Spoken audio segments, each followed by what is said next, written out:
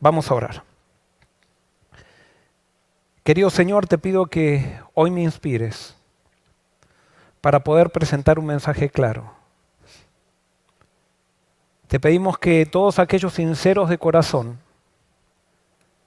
podamos interpretar bien el mensaje, que podamos escuchar la voz de tu Santo Espíritu a través de tu palabra y que podamos llegar a cumplir el propósito por el cual tú nos has llamado. Gracias, Señor, por contestar esta oración, porque la pedimos en el nombre de Jesús. Amén.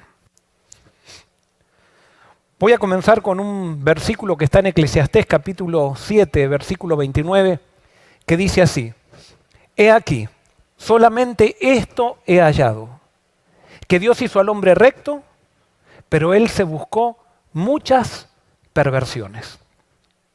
Dios hizo al hombre recto, pero él se buscó muchas perversiones. Ustedes saben que la Biblia, y especialmente el Antiguo Testamento, ha sido traducido del hebreo. Y por eso, para entender bien las palabras originales, quizás tenemos que ir a diferentes versiones en español para que nos aclaren el sentido de este versículo. Y vamos a ver algunas otras versiones. Vamos a ver en Eclesiastés 7:29, en la versión Nueva Internacional, dice así: Tan solo he hallado lo siguiente, que Dios hizo perfecto al género humano, pero éste se ha buscado demasiadas complicaciones.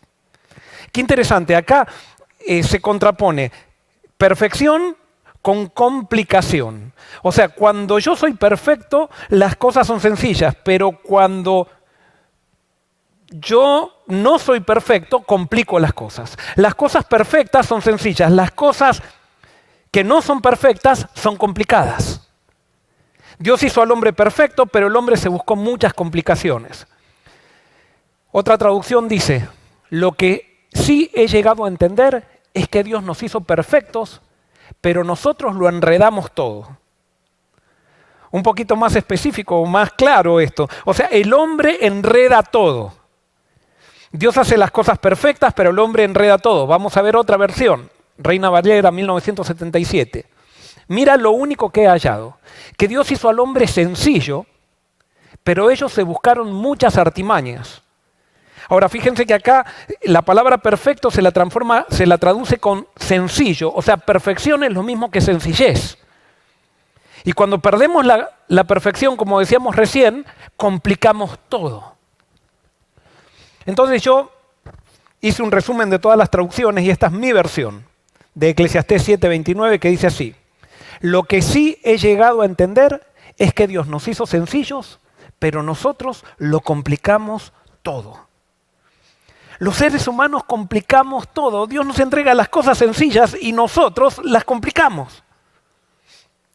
Y esto es algo que tenemos que entender. Esto es algo que tenemos que entender nosotros como seres humanos. ¿Por qué nosotros complicamos todo? Nosotros complicamos todo porque cuando nosotros pecamos, ¿qué hizo el pecado? El pecado nubló nuestra mente. El pecado hizo que nuestra mente no pueda interpretar bien la realidad. El pecado hizo que nuestra mente no pueda captar bien quién es Dios. Y cuando nosotros nos alejamos de Dios y dejamos de ver a Dios como un Dios sencillo, entonces complicamos todo.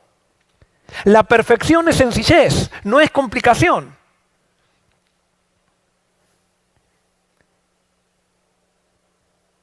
El título del sermón es Un movimiento final. ¿Por qué empecé con estos versículos? Porque mi tesis es que Dios no puede hacer surgir un movimiento final porque una de las cosas que más hemos complicado nosotros los seres humanos es a la religión. Hemos hecho la religión demasiado complicada y entonces las personas que quieren relacionarse con Dios, nosotros le hemos puesto entre la entrada al reino de Dios y su estado un montón de pasos y complicaciones que hacen la religión complicada. Y que pareciera que la religión o la relación con Dios es solamente para una élite que se ha esforzado y que ha hecho las cosas bien y que o que se siente superior a gente que todavía no se relacionó con Dios. No, y eso es justamente complicar la religión. El ser humano complicó la religión. ¿Y por qué complicó la religión? Porque complicó su visión de Dios, porque tergiversó la visión de Dios, porque no entendemos quién es Dios. Y lo que voy a presentar ahora es algo que vengo presentando hace mucho y lo voy a seguir presentando porque es la base de lo que nosotros tenemos que entender para estar con Dios. ¿Qué fue lo que complicamos de la religión? Nosotros complicamos la imagen de Dios. Nosotros hemos interpretado que Dios está enojado. O sea, la religión tergiversada, la religión complicada, la religión que no es sencilla, pone a Dios como que está enojado. Y entonces Dios está viendo si nosotros nos portamos mal. Y cuando nos portamos mal, entonces Él nos castiga. Porque Él está enojado. Y entonces si nosotros queremos que Dios no nos castigue, nos tenemos que portar bien, porque Él nos exige que nos portemos bien. Y si no, Él nos castiga. Si no, Él cambia. Cuando nosotros nos portamos bien, Él nos ama. Pero cuando nosotros nos portamos mal, Él se enoja y nos castiga y nos mata. Y por eso en esta religión complicada, esta religión se basa en la obligación. La gente trata de controlar, otra gente trata de obligar, otra gente trata de hacer cosas para que la gente se reúna en iglesias, pero en esas iglesias, las iglesias se han transformado en grupos cerrados, donde la obligación es lo que ha reemplazado a la motivación. Y como esta religión complicada enseña que nosotros tenemos que hacer cosas para que Dios nos bendiga, entonces continuamente en esta religión que hemos complicado hablamos de lo que el hombre tiene que hacer, lo que el hombre tiene que hacer, lo que el hombre tiene que hacer. Y estamos continuamente centrados en el hombre. Y como el hombre es complicado, si estamos centrados en el hombre, nos vamos a complicar más. Dios es perfecto, porque Dios es sencillo. Y por eso la religión de Dios, que es totalmente opuesta, que es la religión de la Biblia, es mejor dicho, la religión que revela a Jesús, y la religión que Dios fue tratando de revelar al ser humano, pero el ser humano nosotros vemos en la Biblia, en la narrativa de la Biblia vemos cómo continuamente el ser humano ha complicado la relación con Dios. Pero ¿cuál es la religión de la Biblia? La religión de la Biblia nos presenta un Dios que ama incondicionalmente, un Dios que no puede dejar de amar, un Dios que no puede dejar de bendecir. Pero entonces el que está enojado no es Dios, sino que el que está enojado con Dios es el hombre. ¿Por qué? Porque tergiversó, el pecado tergiversó la visión de que el hombre tiene de Dios. Y entonces el hombre, al ver que Dios castiga, se enoja con Dios. Entonces Dios, para cambiar esa visión del hombre que está tergiversada, esa visión que provocó el pecado, entonces Dios hace un sacrificio de amor para revelarle al hombre que Él ama incondicionalmente. Y ese sacrificio de amor Dios lo hace a través de Jesucristo. Dios ya no le pide al hombre en la religión verdadera que el hombre se porte bien, sino lo que le pide Dios al hombre es que el hombre se relacione con Dios, que el hombre se relacione con Jesús, que el hombre se entregue a Jesús. Y como resultado de eso se va a portar bien, pero Dios no le pide al hombre que se porte bien. Es más, Él lo ama portándose mal. La misericordia justamente es darle misericordia a alguien que no está cumpliendo los parámetros de acuerdo a lo que yo vivo. Yo le doy misericordia a alguien que no se merece mi amor. Pero se lo doy igual. Y por eso Dios es un Dios de misericordia, porque Dios nos da su amor cuando nosotros nos estamos portando mal. Y Él no nos pide que nos portemos bien, Él nos pide que nos relacionemos con Él. Pero cuando nos relacionamos con Él y cuando descubrimos que Él ama incondicionalmente, entonces como resultado nos empezamos a dar cuenta que lo que Dios nos propone es para nuestro bien. Que Dios no nos da su ley para probar nuestra fe, sino que Dios nos da su ley porque su ley es una descripción de la realidad. Entonces, cuando yo vivo en armonía con la realidad, soy feliz. Cuando yo niego la realidad, soy infeliz. Y siempre utilizo el mismo ejemplo. Si yo desafío la ley de la gravedad y me quiero tirar de cabeza al piso, me va a salir un chichón. Y me va a doler. Pero no es que Dios me manda el chichón, no es que Dios me hace doler porque me tiré de cabeza al piso, sino que yo desafío una ley. Y entonces al desafiar una ley, eso tiene una consecuencia. Pero no es que Dios me castiga porque yo desafío su ley. Dios no está enojado cuando nosotros no cumplimos su ley, no, a Dios, o sea, le interesa que la cumplamos, no porque Él quiere que cumplamos su ley, sino porque Él quiere que seamos felices. Y es por eso que en la religión donde Dios ama es una religión voluntaria. En la religión verdadera no puede haber control, no puede haber obligación. Solamente hay respuesta voluntaria porque es la respuesta al amor. Donde hay obligación no hay amor. Si no, pregúntenle a los que se casaron por obligación. Pregúntenle si hay amor allí. Pero entonces, ¿por qué en las religiones, en las iglesias, estamos todos obligando los unos a los otros? ¿Por qué en las iglesias estamos poniendo manuales de comportamiento para ver quién se porta bien, quién se porta mal? Y estamos viendo, a ver, controlando, no saber quién se porta. No. Esa es una religión donde no está Dios, es una religión del Dios enojado, es una religión donde no hemos predicado a Dios a través de Cristo. Es una religión que tenemos que obligar porque pareciera que no vale la pena vivir en las condiciones que pone esa religión. Y eso es lo que ha hecho el ser humano, complicar la religión, sacar la religión sencilla, la religión fácil y complicarla. Y eso ha sido el engaño de Satanás. Hacernos pensar que Dios quiere que nos portemos bien para que Él nos acepte. Y que la razón por la cual nos ama es porque nos portamos bien. Es terrible. Es una tergiversación de la realidad de Dios y eso complica la religión. Dios elige un pueblo siempre para que predique la religión verdadera. No para que la predique, para que la transmita. La religión sencilla. Pero su pueblo hizo lo que decía Eclesiastés 7:29. Dios hizo la religión sencilla, pero su pueblo lo enredó todo. Su pueblo lo complicó todo. Y tenemos que ir un poquito a la historia para que ustedes vean esto pasó con el pueblo judío. Sin duda que Dios había elegido a Abraham.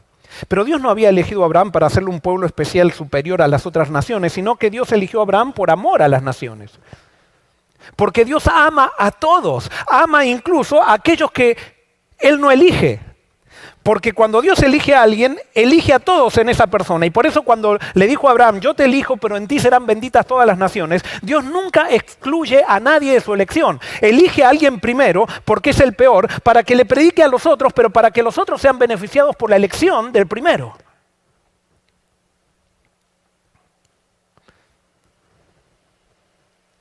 Fíjense lo que dice esta cita. Mediante el paganismo, Satanás había apartado de Dios a los hombres durante muchos siglos. ¿Qué era el paganismo? El paganismo era hacer de elementos de la naturaleza el Dios. Eso hicieron los paganos. Agarraban un toro y lo adoraban.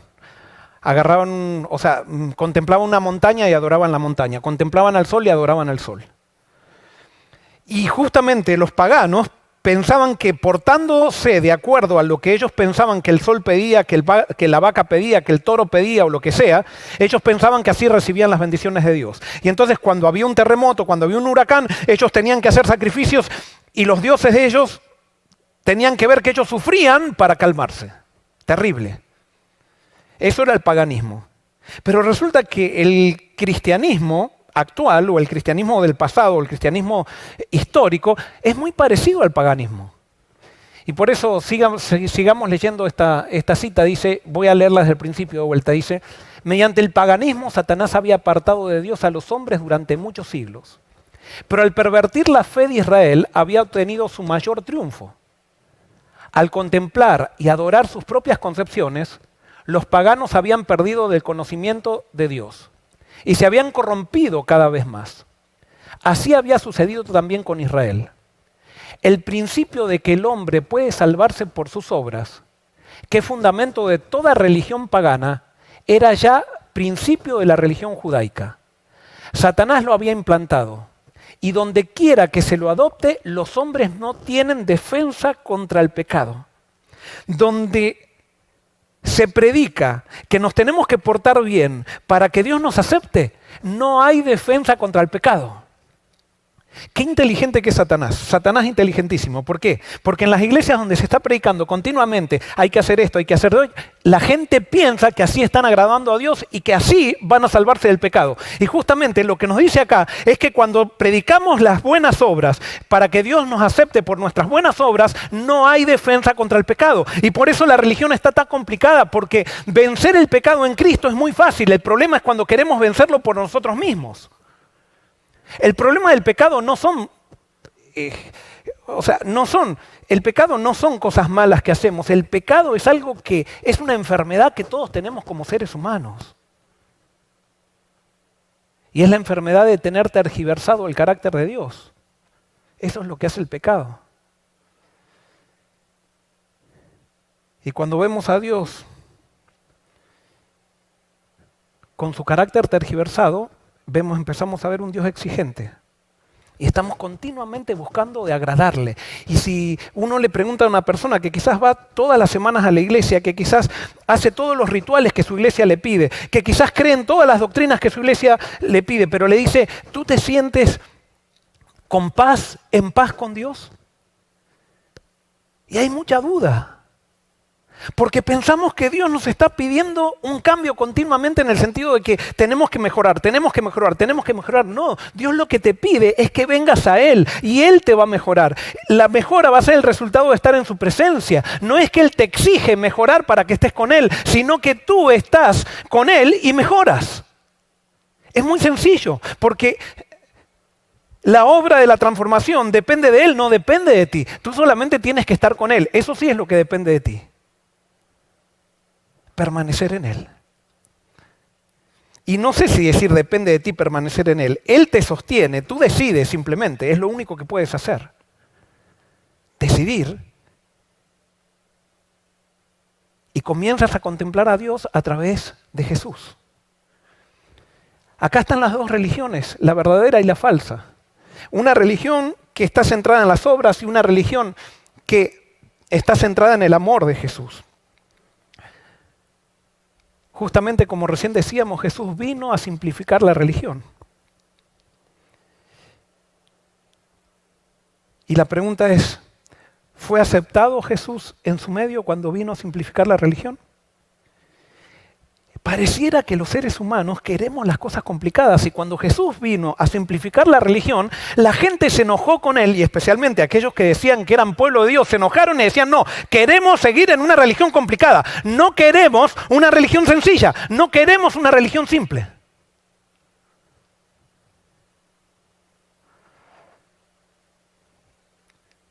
Fíjense esta cita, dice, los judíos no llegaron a ser la luz del mundo, sino que se aislaron del mundo a fin de rehuir a la tentación de la idolatría. O sea, la religión complicada nos aísla del mundo. Sigue diciendo, en las instrucciones dadas por medio de Moisés, Dios había impuesto restricciones a su asociación con los idólatras. Pero esta enseñanza había sido falsamente interpretada. Y ahí viene un problema. El ser humano tiene un problema en su cabeza e interpretamos mal. Lo que Dios dice, todo lo interpretamos mal. Y entonces dice, pero esta enseñanza había sido falsamente interpretada. Estaba destinada a impedir que ellos se conformasen a las prácticas de los paganos. Pero la usaron para construir un muro de separación entre ellos y las demás naciones. Sentían celos de que el Señor manifestase misericordia a los gentiles. En otras palabras, los judíos, el pueblo de Dios, puso muros y ellos pensaban que solamente las bendiciones de Dios eran para ellos. Y ellos pensaban que Dios no quería que se junten con los paganos porque los paganos eran inferiores, porque los paganos los iban a contaminar. No, Dios lo que quería era que los judíos aprendan a disfrutar de la ley de Dios en su presencia para darse cuenta que las cosas que Él aconsejaba no eran buenas para su felicidad. Simplemente eso. Pero nunca Dios dijo, no quiero que te relaciones con los paganos, no quiero que te relaciones con la gente. Las iglesias cristianas también hemos tergiversado esto y a veces estamos encerrados en las iglesias como si fueran guetos. Y no nos damos con el mundo. Porque los del mundo, y Dios te eligió para que seas bendición para los del mundo, Dios te eligió para que seas amigo del mundo, Dios te eligió para cambiar tu mente y te des cuenta que vivir en los parámetros del mundo no te trae felicidad. El problema es que nosotros nos encerramos en guetos dentro de las iglesias y continuamente estamos queriendo vivir en los parámetros del mundo. Estamos admirando los parámetros del mundo cuando los parámetros del mundo lo único que traen es infelicidad. ¿Por qué Dios quiere que no adulteres? Porque no te hace feliz. Dime un adúltero que esté adulterando en este momento y que sea feliz. Alguien puede decir, no, pero yo veo a alguien que está disfrutando. Tiene placer momentáneo. Pero dime si tiene felicidad. Dime si su adulterio trajo felicidad a su familia. Dime si el adulterio trajo felicidad a sus hijos. No, es que la ley de Dios simplemente es una descripción de la realidad que nos dice cómo nosotros podemos vivir para ser más felices. Pero no es que Dios me pide guardar su ley para Él amarme. Él me pide guardar su ley porque eso me hace bien. Dios me ama. Dios no me castiga porque adultero. Dios no me castiga porque adultero. Dios no me castiga. El que me castiga es el adulterio. Yo desafío la ley de la gravedad, me tiro al piso y me sale un chichón. Me castigó el desafiar la ley. El chichón no me lo provocó Dios. La infelicidad que te provocó el adulterio no es que ahora Dios te está castigando porque adulteraste. Dios está de vuelta, te sigue amando. Te está diciendo, ven, sal del adulterio para que empieces a ser feliz de una vez por todas, para que te des cuenta. Yo no te estoy aconsejando esto porque quiero yo que me rindan culto, sino que te estoy aconsejando esto porque quiero que seas feliz. La pornografía. ¿Qué felicidad tiene el pornógrafo? Dime, ¿qué felicidad tiene el pornógrafo? Sí, está esclavo de eso, no puede salir, ya se dio cuenta que no es feliz, pero ahora no puede salir. Yo desafío una ley y esa ley me castiga, pero no es Dios que me castiga, es simplemente ir en contra de las leyes universales que Dios creó. Dios me ama. Y Dios no me castiga porque soy un pornográfico. No es que yo tengo problemas con mi esposa porque Dios le puso a mi esposa, porque Él está en pornografía ahora, entonces yo voy a poner algo en la mente de la esposa, dice Dios, para que lo castigue. No, tu esposa no está satisfecha con tu pornografía porque no se puede ser feliz cuando tú amas a más de una persona. Y más cuando amas a ti mismo, te amas en el sentido de que buscas placer, no en una relación, sino que buscas placer simplemente en la vanidad de los ojos. Sí que es atractivo, pero no eres feliz. No lo eres y tú lo sabes.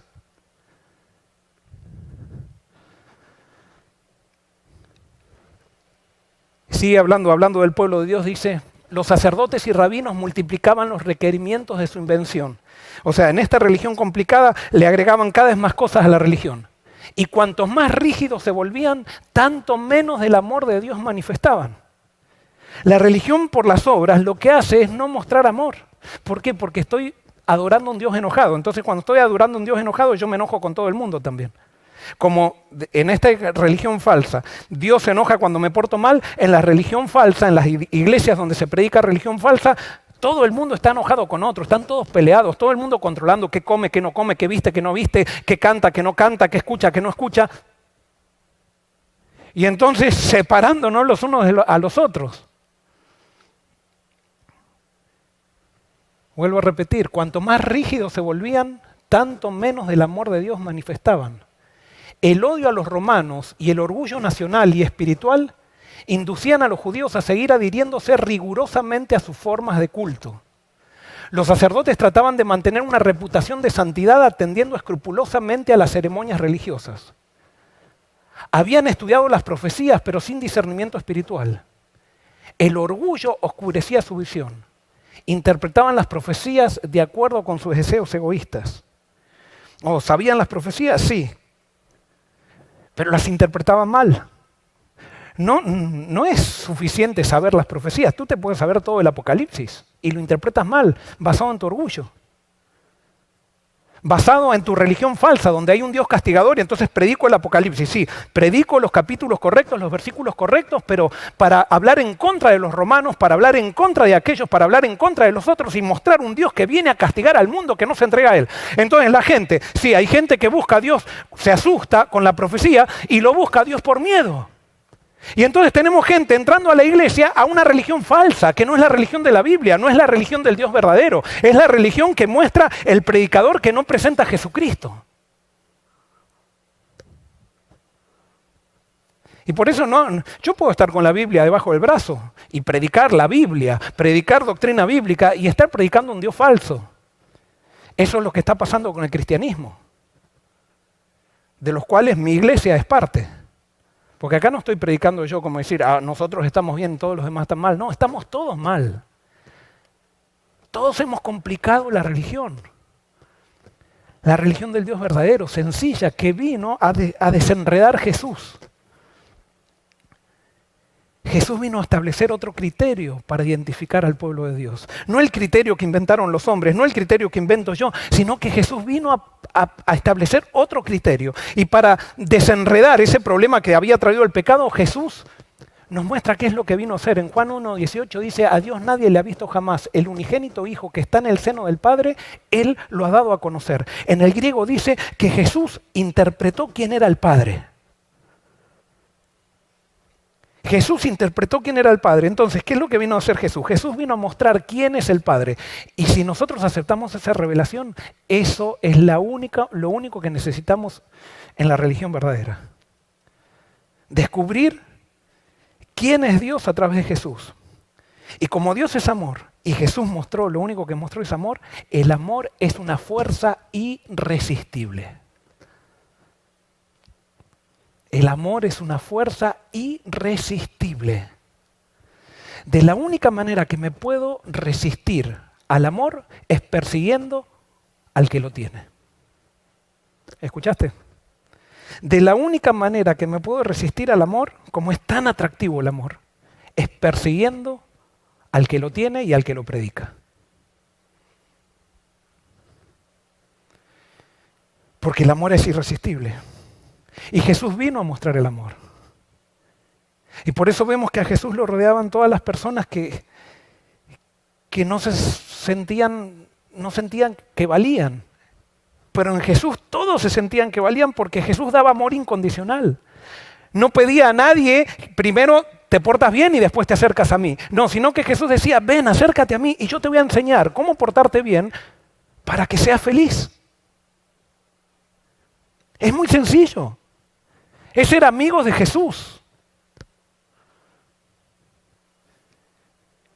Jesús describió esa religión y dijo, sí, yo soy el buen pastor y conozco mis ovejas y las mías me conocen. Tengo además otras ovejas que no son de este redil. A estas también tengo que atraer y oirán mi voz y habrá un rebaño y un pastor. Acá podríamos hacer un sermón de cada uno de estos versículos, pero Jesús dice, yo soy el buen pastor. Y mis ovejas me conocen. La identificación de quién es mi pueblo es aquel que conoce a Jesús. Punto. No es si hace esto, si no hace, si cree aquello, si no cree aquello. Es Jesús. Esa es la base de lo que es pueblo de Dios, aceptar a Jesús y vivir con Jesús. Ahora, lo interesante es que Jesús dijo algo que a los judíos no les gustaba mucho y por eso lo rechazaron a Jesús, porque a los judíos les gustaba la religión complicada y la religión complicada siempre pone muros, o sea, siempre hace diferencias con los demás. Y entonces dice, tengo además otras ovejas que no son de este redil. A estas también tengo que atraer y oirán mi voz y habrá un rebaño y un pastor. Jesús dijo que Él tiene solamente un rebaño y un pastor. ¿Y quién es el pastor? Es Él. Y por eso la identidad de la verdadera iglesia no está en qué cree, en el sistema de doctrinas que tiene, en cómo interpreta la Biblia, está a quién sigue. Es el pastor de las ovejas lo que determina la identidad de las ovejas. Y las ovejas conocen a ese pastor. Y cuando conocen a ese pastor, se dan cuenta que ese pastor muestra quién es Dios. Habrá un rebaño, y Jesús habla de eso en el futuro, habrá un rebaño y un pastor. Pero ¿saben qué? Los de la religión complicada no quieren esto. Ellos quieren que haya solamente un redil y solamente, muchos rebaños. Entonces yo tengo un rebaño y yo me considero del rebaño de Jesús y tengo que ir a traer a mi rebaño a todos los demás. No, habrá un rebaño. Tú tienes que conocer a Jesús y Jesús tiene un rebaño. Jesús tiene un rebaño en todos los rediles. Hay un rebaño, pero muchos rediles. Pero dice que habrá un solo rebaño. ¿Y cuál va a ser ese rebaño? Está identificado por el pastor. Jesús puso la base para identificar al pueblo de Dios. La base que Jesús puso es Jesús. ¿Qué es lo que distingue al rebaño de Jesús? Lo estamos diciendo, pero vamos a ver cómo Jesús lo enfatiza. Yo soy el camino, la verdad y la vida. Nadie viene al Padre sino por mí. Jesús. Jesús. Si me conocierais, también a mi Padre conoceríais. Y desde ahora lo conocéis y lo habéis visto. Y acá viene algo importante. ¿Por qué? Porque en la religión falsa se predica un Dios enojado, pero se predica un Dios enojado y gracias a Jesús. Si yo acepto a Jesús, ya Dios no se enoja. Dios no me va a castigar si yo acepto a Jesús. Pero Dios el Padre está enojado. Y gracias a Jesús, Jesús que es bueno, entonces gracias a Jesús el Padre ya retiene su ira. Y lo mismo, el cristianismo ha enseñado y puso santos que interceden, porque Dios es malo. Entonces, como Dios es malo y está enojado, entonces se necesitan intermediarios entre Dios y el hombre. Jesús dice que hay un solo intermediario, y ese intermediario no es para apaciguar la ira de Dios.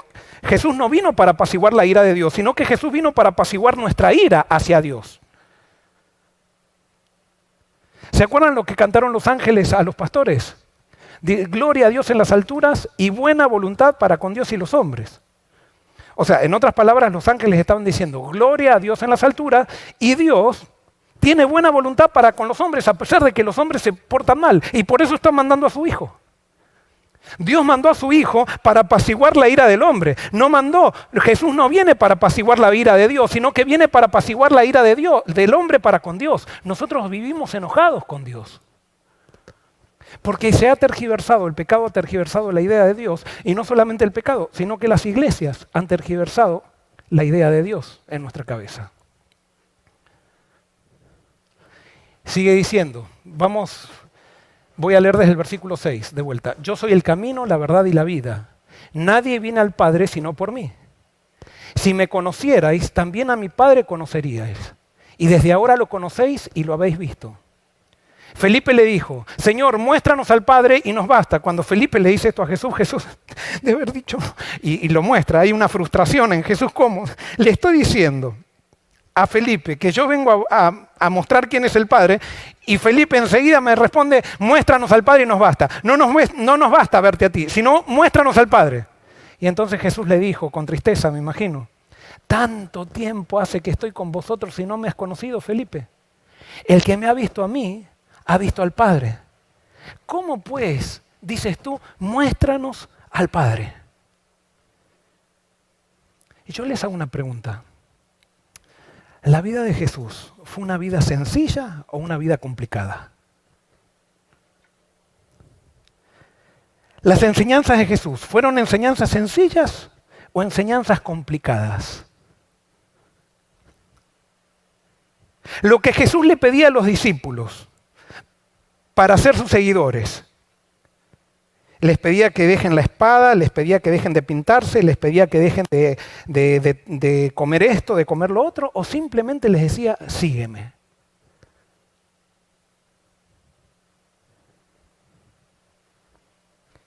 ¿Por qué complicamos la religión nosotros?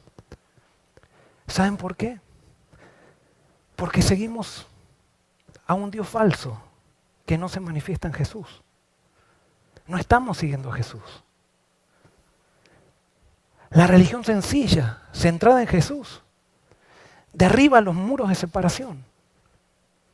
Le da oportunidad a todos. Y escuchen bien esta cita.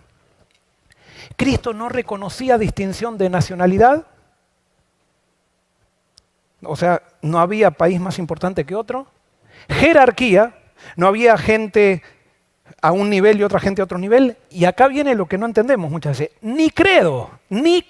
¿Qué es un credo? Es lo que establecen las iglesias para marcar una diferencia con la otra iglesia. No, Jesús no hacía diferencia de credo. Y eso les molestaba muchísimo a los judíos. Porque pensaban que Jesús era un liberal. Los escribas y los fariseos querían acaparar todos los dones del cielo en favor de su nación, con exclusión del resto de la familia de Dios en el mundo entero.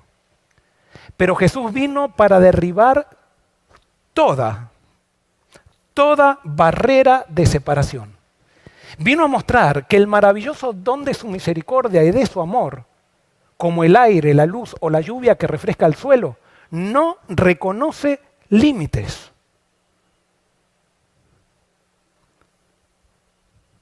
Cuando Dios eligió a Abraham, eligió a todas las naciones en Abraham. Y eso se lo dijo Dios a Abraham. Por su vida, Cristo estableció una religión sin castas, merced a la cual judíos y paganos, libres y esclavos, quedan unidos por un vínculo fraternal de igualdad delante de Dios. Ningún exclusivismo influía en sus actos. No hacía ninguna diferencia entre prójimos y extraños, amigos o enemigos. Su corazón era atraído hacia toda alma que tuviese sed del agua de vida. Jesús estaba disponible a todos. Hoy Jesús es el mismo. Hoy Jesús tendría que estar disponible a todos.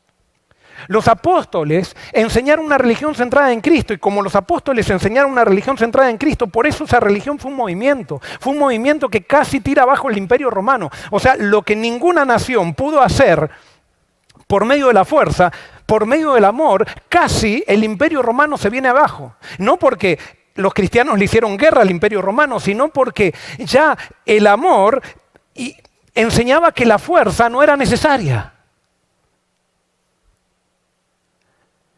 Primera de Corintios 3:11 dice, nadie puede poner otro fundamento que el que está puesto, el cual es Jesucristo.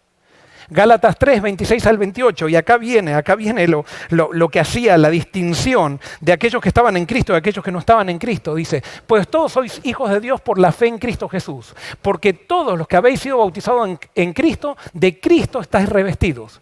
Ya no hay judío ni griego, no hay esclavo ni libre, no hay varón ni mujer, porque todos vosotros sois uno en Cristo Jesús. En otras palabras, cuando un cristiano se bautizaba en Jesús, se bautizaba con un deseo. Y el deseo era de parecerse a Jesús. Listo. Esa era la distinción o la marca de alguien que era pueblo de Dios. Y por eso a los cristianos, valga la redundancia, se les llamó cristianos, porque se parecían a Cristo. Esa era la marca. Esa era la marca. ¿Y qué hacía Cristo? Cristo lo único que hacía era amar. Cristo mostró un Dios bueno, no un Dios malo, un Dios que da oportunidad, no que condena. Un Dios donde se podía sentar con los publicanos, con los drogadictos, con las prostitutas, se podía sentar en la misma mesa, no para tomar droga, no para fornicar, no para robar, sino para dar amor y para mostrar que esa vida no es la vida que trae felicidad.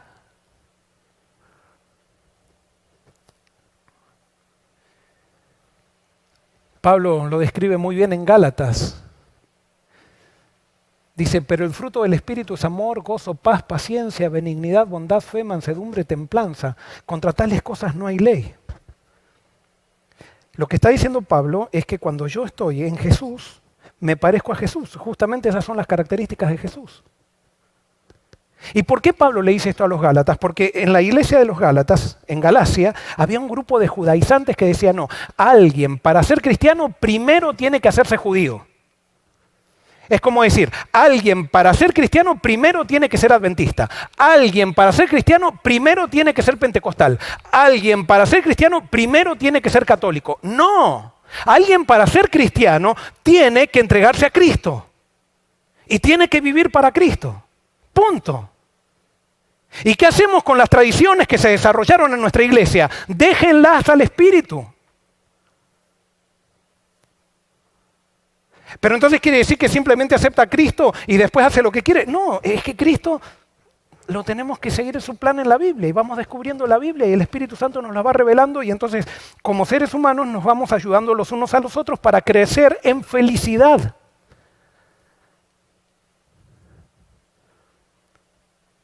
Eso era lo que diferenciaba a los cristianos de los que eran del mundo, que amaban, que tenían gozo, que tenían paciencia, mansedumbre, templanza. Eso era. Era vivir en Jesús. ¿Qué le sucedió a la iglesia apostólica? ¿Qué sucedió con esta iglesia? Todo anduvo muy bien, pero justamente cuando empezamos a vivir amor y a dar amor, comienza automáticamente la persecución. Porque, como les decía, la única manera de resistirse a la atracción del amor es persiguiendo a aquel que da amor. Si yo no quiero tener amor y alguien me ama, no me puedo resistir ese amor. Y la única manera de resistirme es persiguiéndolo. Y la iglesia cristiana fue perseguida. Ustedes saben la historia. Y mientras hubo persecución no hubo ningún problema, porque los cristianos seguían amando como Dios sigue amando a pesar de que nosotros nos portemos mal. Pero que ¿saben qué? Empezaron a convertirse filósofos griegos. Y los griegos tenían una característica, que ellos pensaban que la razón era divina y el cuerpo, esto se llama dualismo griego. Ellos pensaban que la razón era divina y el cuerpo era material humano creado por un Dios malo. Y entonces ellos pensaban que como la razón era divina, ellos solamente tenían que dedicarse a filosofar y a definir la vida. Y eso era estar con Dios. Para los griegos eso era estar con Dios, razonar bien. Entonces cuando estos griegos comenzaron a convertirse, todo anduvo bien, pero después parece que hubo personas que ya no enseñaban que la marca de un verdadero cristiano es relacionarse con Cristo, es conocer al Padre a través de Jesús. Sino que empezaron a definir la doctrina y empezaron a pelearse si Jesús era humano, hasta cuándo era humano Jesús o hasta cuándo era divino. Y empezaron a razonar sobre eso. Empezaron a tratar de definir si Dios es tres personas o es una persona, si el Espíritu Santo es una influencia, y empezaron a tratar de definir, empezaron a hacer una religión filosófica.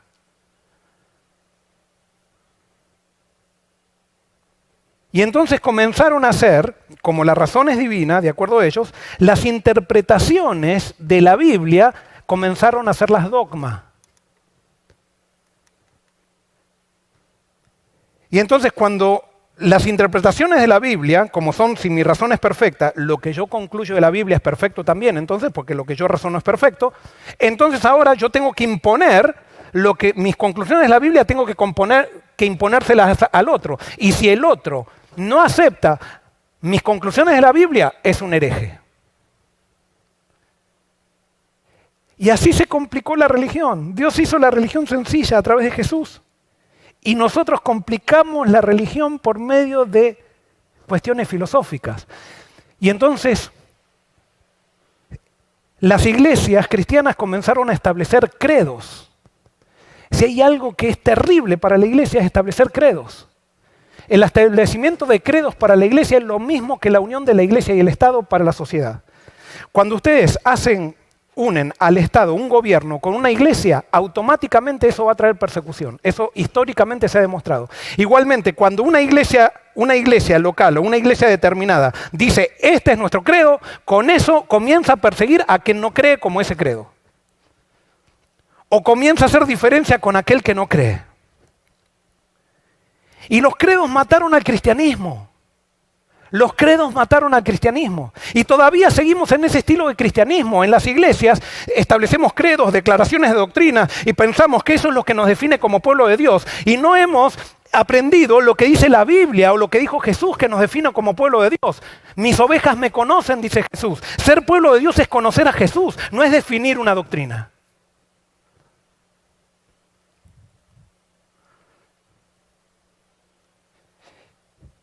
Y acá llegamos a la conclusión, que va a ser un poquito...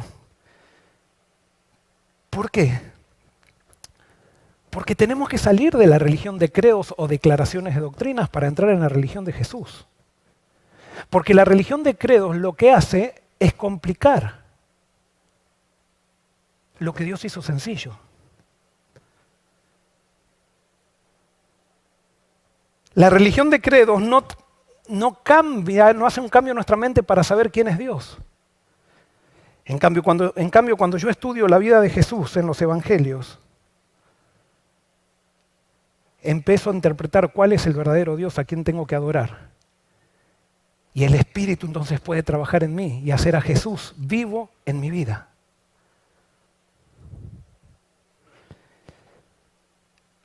Apocalipsis 14:1 dice: después miré y vi que el Cordero estaba de pie sobre el monte Sión, y con él 144,000 que tenían el nombre de él y de su Padre escrito en la frente.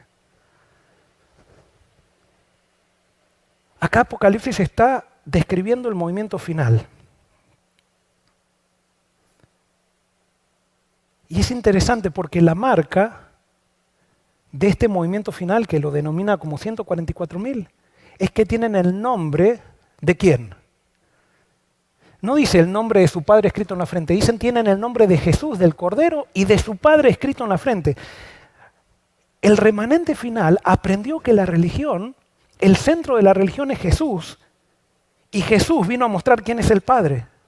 Y cuando yo tenga esa revelación en mi vida,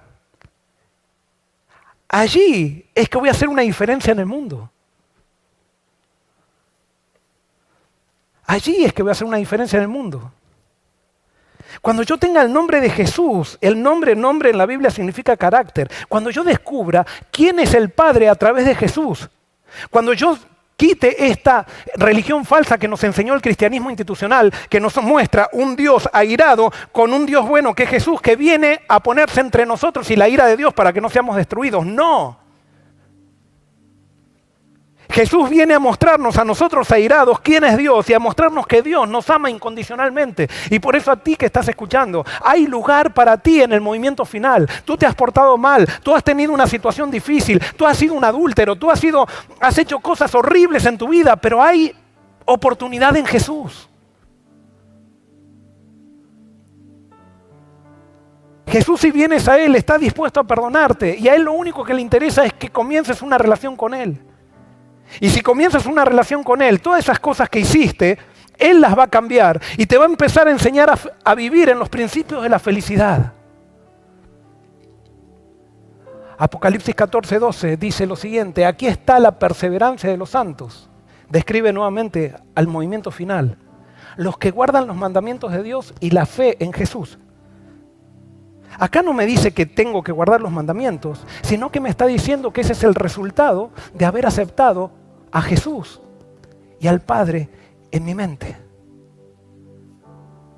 En otras palabras, podríamos decir que este versículo se puede leer así: aquí está la perseverancia de los santos, los que guardan los mandamientos de Jesús, porque han confiado en Jesús. Perdón, los que guardan los mandamientos de Dios, porque han confiado en Jesús. Jesús es el centro de la religión.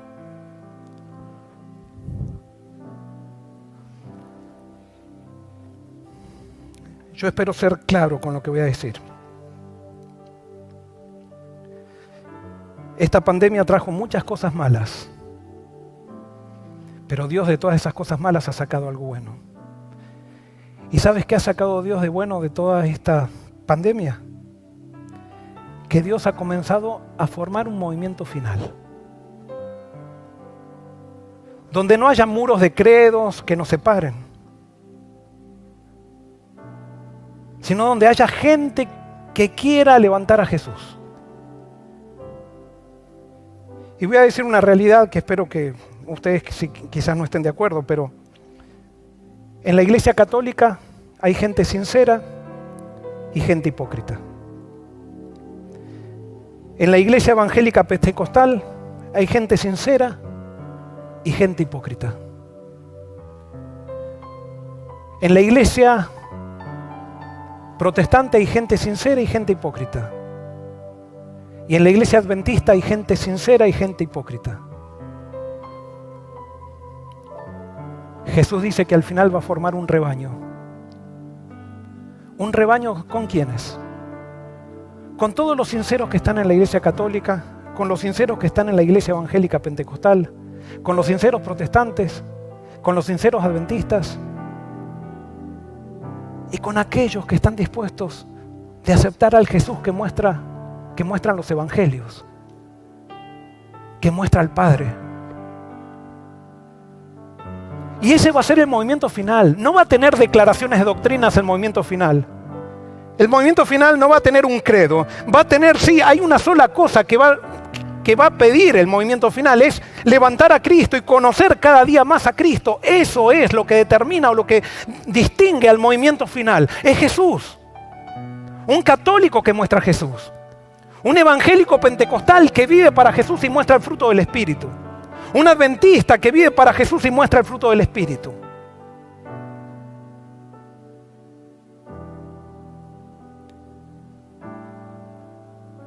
La pandemia nos mostró cuál es la verdadera iglesia y cómo se mueve Dios.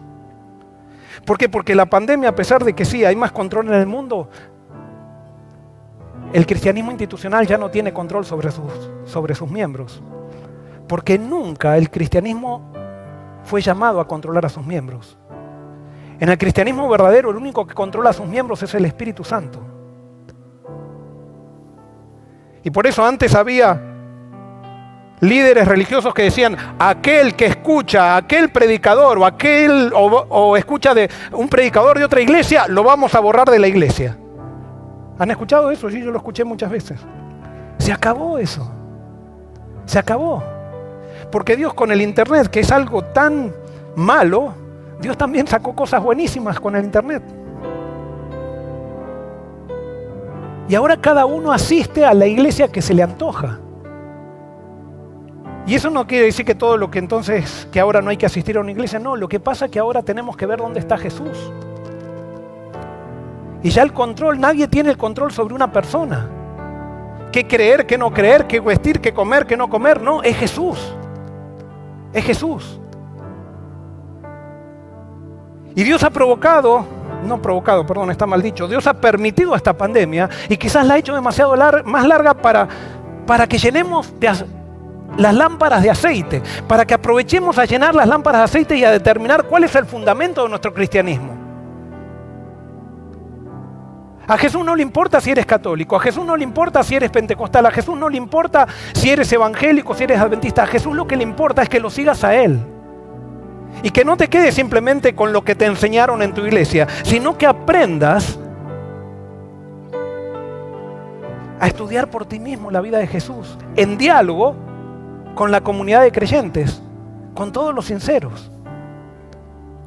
Porque yo tengo mucho que aprender de los evangélicos pentecostales. Tengo que aprender también de los católicos. Y yo sé que ellos también tienen que aprender de lo que yo puedo enseñarles, porque nadie acá tiene la verdad perfecta. Y alguien puede decir: pero pastor, usted está diciendo que entonces... Y acá viene gente que dice: no, pero este pastor está predicando posmodernismo, porque él dice que la verdad es relativa. No, yo no digo que la verdad es relativa. Yo digo que la verdad es muy objetiva, la verdad de Jesús.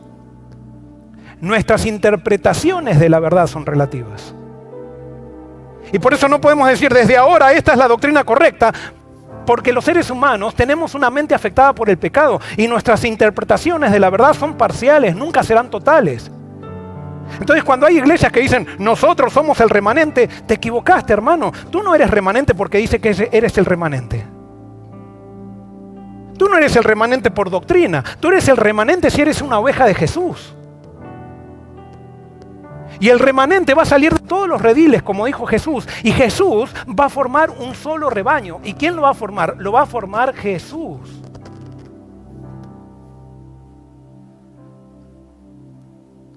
¿Y cómo se va a llamar ese rebaño? ¿Adventista, católico, pentecostal? No importa. Lo que sí sabemos es que ese rebaño va a guardar los mandamientos porque tiene fe en Jesús. Y desde mi próximo sermón voy a empezar a analizar los mandamientos. Esa es la característica. Descubrir quién es Jesús. Unirnos. Y yo alabo a Dios porque yo sé que esta no es solamente mi experiencia. Tengo compañeros que tienen la misma experiencia. Tengo amigos pastores de otras denominaciones en las cuales charlamos, oramos. Y ellos están experimentando la misma experiencia también. Hay muchos sinceros en todas las denominaciones que se cansaron de la religión de credos y declaraciones de doctrinas y quieren una religión viva donde Cristo sea el centro. Y están empezando a levantar a Cristo. Nosotros tenemos gente que continuamente se conectan con nosotros y quiero simplemente darles... Hay una madre y una hija en República Dominicana. Conozco el nombre de la hija, que es católica, que se llama Chani. Y que posiblemente me avisaron ayer que en los próximos meses van a venir y la madre quiere bautizarse aquí. Pero no me importa, tú no tienes que dejar tu iglesia. Mi propuesta para este año es que cada uno permanezca en la iglesia que está y haga una reforma en esa iglesia. Yo aquí en la iglesia adventista, mis compañeros adventistas en la iglesia adventista levantemos a Cristo. Los evangélicos pentecostales que levanten a Cristo, el Cristo que muestra la Biblia en la iglesia pentecostal. Aquellos que son católicos levanten a Jesús en la iglesia católica. ¿Hasta cuándo? Hasta que te echen. Hasta que te echen. Jesús lo perseguían en Jerusalén y se iba a Galilea. Lo perseguían en Galilea y se iba a Jerusalén. Pero yo no te estoy pidiendo que vengas a mi iglesia. No, vive a Jesús en tu iglesia. Ese es el movimiento final. Porque Dios tiene sinceros en todas las iglesias. Pero sí quiero decirte que la Biblia también lo dice. La Biblia dice que cuando surja este movimiento final, y acá viene algo, dice que el movimiento final va a tener el sello de Dios en su frente. Que es Jesús y el Padre. O sea, el movimiento final va a contemplar a Jesús en el Padre. Pero ¿cómo vamos a ver concretamente quién está en el movimiento final o no? ¿Sabes qué? El que no está en el movimiento final persigue. Eso lo dice el Apocalipsis. El que tiene una religión de credo, o sea, aquel que dice, esta es la verdad, y aquel que no cree como yo, no importa que crea en Cristo o no, a mí no me interesa. A mí no me interesa si tú crees que el milenio está después de la venida de Cristo o antes. Lo que me interesa es que reflejes a Cristo. Y eso no lo digo yo, lo dicen los apóstoles, lo dice Jesús. Lo importante no es tener una creencia. ¿Qué importa si tú crees que el milenio es después de la segunda venida de Cristo o yo creo que el milenio es antes de la segunda venida de Cristo? No importa. Lo importante es que amemos. Lo importante es que reflejemos a Jesús. Y de eso se trata la iglesia, de reflejar a Jesús. Que Jesús sea el centro, no los credos, no las declaraciones de doctrina. No el hecho de decir, yo soy el remanente y todos tienen que venir a mi iglesia. No el hecho de predicar el Apocalipsis y decir, todos los demás son la bestia y son Babilonia y están equivocados. No, seamos humildes, busquemos a Jesús. Todos estamos en Babilonia, todos hemos complicado la religión. ¿Quiénes van a salir de Babilonia? Aquellos que quieran entrar en la Jerusalén. ¿Y cómo se entra a la Jerusalén? A través de la puerta. Jesús dijo, yo soy la puerta y yo soy el camino y la verdad. Es Jesús. Ah, pero pastor, ¿está predicando el ecumenismo? Sí, estoy predicando el ecumenismo bíblico. Sí. El ecumenismo cristocéntrico, no el ecumenismo de una institución, el ecumenismo institucional que dice todos nos unimos en una institución o le hacemos caso a una institución religiosa. No, ese no. Todos le hacemos caso a Jesús. Y alguien puede decir, ¿pero qué está? ¿Pretendiendo formar un movimiento o crear un movimiento desde Forest City? No. La cabeza de este movimiento no es la iglesia de Forest City, la cabeza de este movimiento es Jesús. Y lo que estamos tratando de hacer en Forest City es levantar a Jesús, simplemente. Y yo sé que hay gente que quizás está en desacuerdo acá, que se levante a Jesús también acá en Forest City. No, Forest City no es la iglesia pura tampoco. Y yo no soy el pastor puro que estoy más allá del bien y del mal tampoco. Y por eso acá no hay que seguir a ningún ser humano. Acá hay que seguir a Jesús. Es Jesús el camino. Yo te hago una pregunta, ¿tú quieres ser parte de ese movimiento final? Quiero que escuches un video que va a venir después de la oración final que voy a tener. Y allí trato de definir las bases sencillas del movimiento final. No son las bases que establece el pastor Joel Barrio, son las bases que aparecen en la Biblia. Dios nos ama. Tiene una religión sencilla. Y cuando hagamos sencilla la religión que se manifiesta en Jesús, entonces se levantará el movimiento final y Cristo vendrá a buscarnos. No solamente a aquellos que somos parte del movimiento, sino a todos aquellos que fueron afectados por ese movimiento que Dios levantó por amor al mundo. Que Dios te bendiga.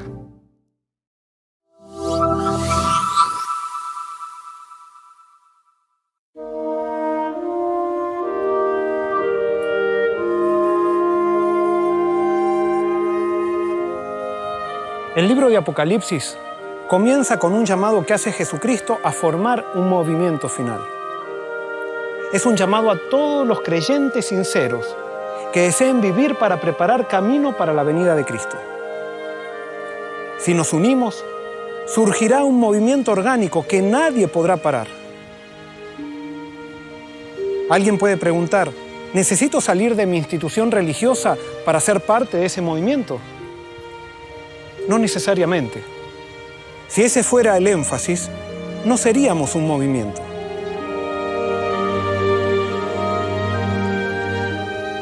tú y yo, debemos contagiar a nuestros amigos allí donde estamos con los principios del movimiento de Jesucristo. Jesús dijo que la verdadera iglesia es levadura que leuda toda la masa.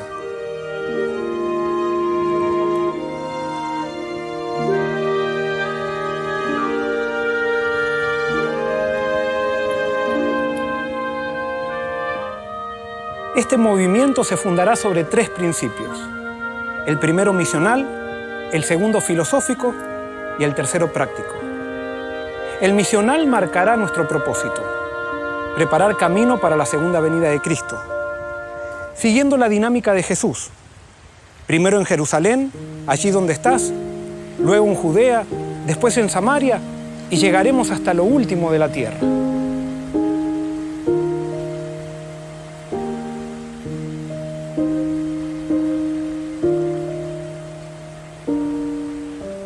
El filosófico nos librará del institucionalismo y el libertinaje. Si la Biblia se contradice con la institución y nuestros pareceres, seguiremos a la Biblia.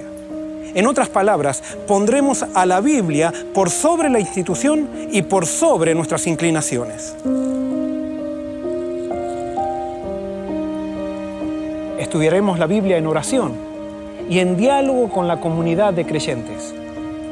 Si así lo hacemos, eso asegurará que el Espíritu nos lleve a toda verdad.